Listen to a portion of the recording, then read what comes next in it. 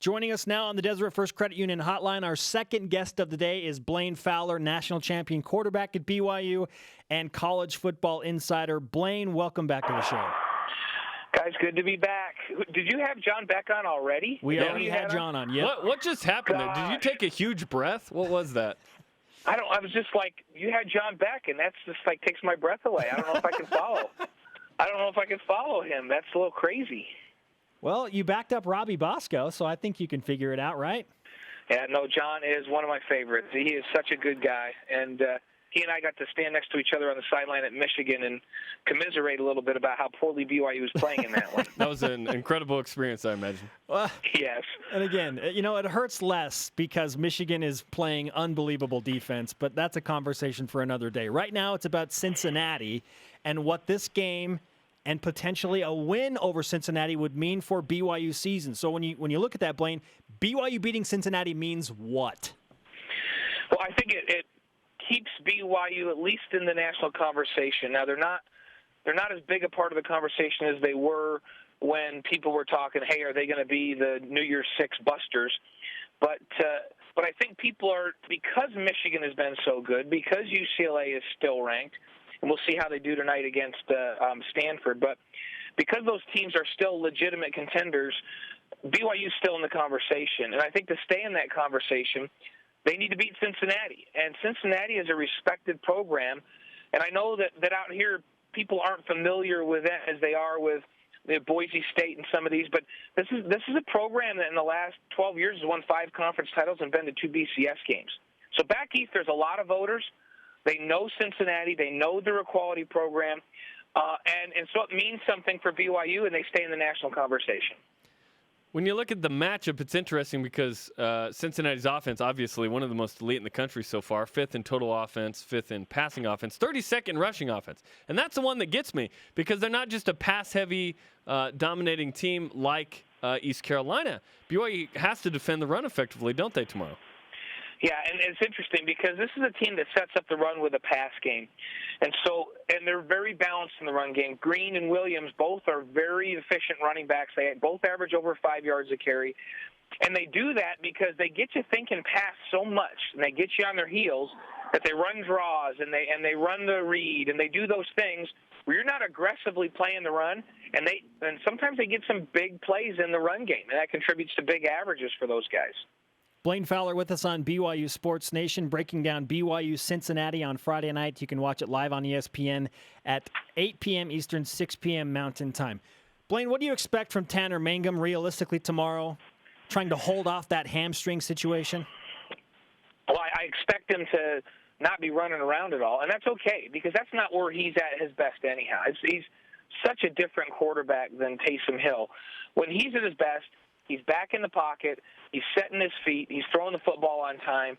And when he's doing that, he looks like an NFL quarterback. He's got that arm strength and the mechanics that just are so pretty to watch. As a former quarterback, I watch it and go, wow, this guy's got unbelievable potential.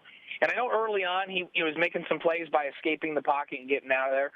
Well, we don't need him to do that right now. What he needs to do, stand in the pocket, get rid of the football quickly, and if he feels like he's going to get flushed out, move a little bit with his feet, but I think they should ban him from running this way. They should just say, hey, take a sack or throw the football away, because we saw what the drop-off was when he came out last week. He needs to be in the game to start, and he needs to be in the game to finish unless BYU's blowing somebody out.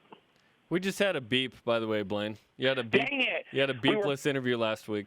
We were perfect last week, but hey, that's okay. A beep's like an interception. You can tolerate some of them if you have touchdowns. You know what I'm saying?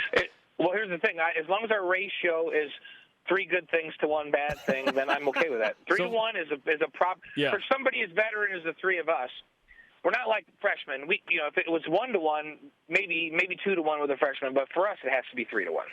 I look at Cincinnati, and there's a couple interesting things there. One is that they only have 6 sacks defensively. Only 6 sacks all year. They've only given up 6 sacks on offense.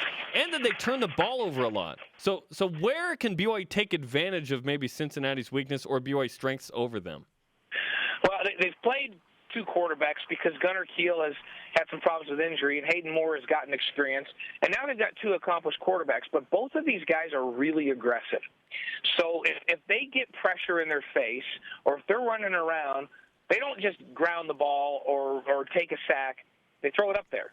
So for BYU, I think if they can pressure these guys, regardless of who's in there, and get them to throw off balance and to force some things in there, well, that's been a formula for other teams that Cincinnati's played this year to get picks. And even BYU against UCLA, right?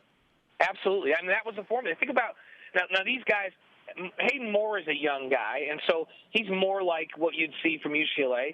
Gunnar Keel's a little bit more experienced, but there's no quarterback that doesn't get flustered when he's got somebody in his face. I mean, take a look at Goff from Cal in the Utah game last week. He looked like an average quarterback against Utah, and it wasn't because the coverage was phenomenal. It was because he was getting smacked in the face. So pressure is a key. You know, we're going to see a variety of backer blitzes and things like that. Get in the face of both Gunnar Keel and Hayden Moore. And I think if you do, you've got an opportunity to pick the football. That's been their kind of their Achilles heel this year. The plan is for BYU to play Tanner Mangum the majority of the game. Everybody knows it. Jason Beck told us that, confirmed it on Tuesday on BYU Sports Nation. He's going to be able to play, but how much? And what if he has to come out? Then it's another Bo Hodge situation.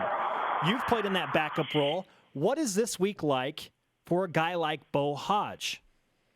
And it's interesting because when I actually had an opportunity to play as a backup, I had already been in the program for, multiple years. And so I'd thrown thousands and thousands and thousands of balls in practice, in skeleton, in team. That makes a difference in the confidence that you have out there. And it also makes a difference in what the coaching staff feels you can handle. So if I'm going in as a junior in the national championship game, I've already been there 4 years. They're not going to change anything in the offense other than to cater it a little bit to my skill set, but they know they can run the whole offense. When you have a freshman backup, then you have to tailor down what you're doing, not only just to fit his skill set, but also to water it down a little bit to make it simple for him so that he doesn't have to think about too much. The good news is this week they've gone in going, okay, we've got to prepare this guy.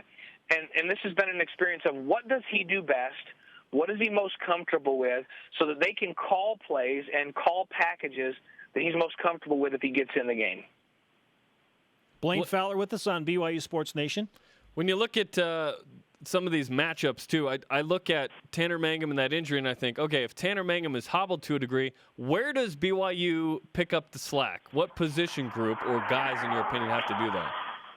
Well, this is not a phenomenal run defensive football team in Cincinnati, 69th in the country. I think you mentioned that, Jerem.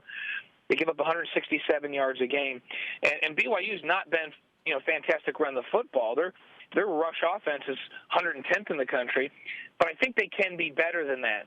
And so this is a chance for them maybe to establish the run a little bit, and then let Tanner do a little bit of play action.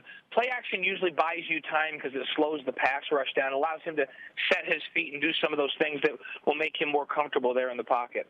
Blaine, true or false, as we get ready to say goodbye, BYU is the best team in college football not in a Power 5 conference.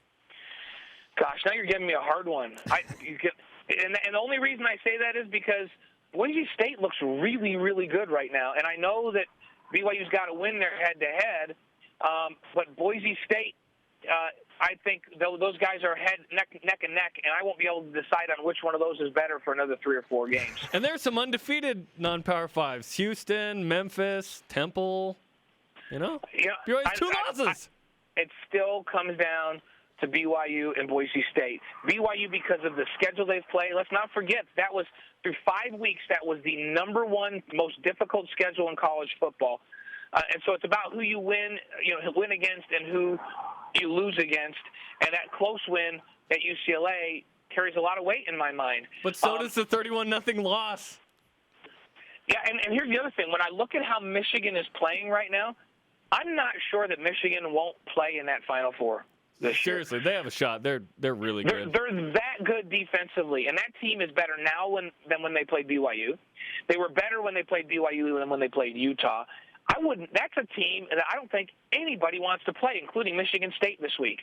So if Michigan goes out this week and thumps Michigan State, that strengthens BYU's case even more. So everybody ought to be huge Michigan fans and Jim Harbaugh fans right now. I know I am. I love the way they're playing. I've always been a Harbaugh fan anyhow. But now as a BYU person, Now they're my favorite team. I want them to go and just blow Michigan State out of the water, beat Ohio State, play in the national championship game, and smoke somebody. That's how big of a Michigan fan I am right now. I'm not a homer, am I? No, not at all. Go Big Blue. A one-beep interview for the fabulous Blaine Fowler. Always good to talk to you, Blaine. All right, guys. We'll see you tomorrow.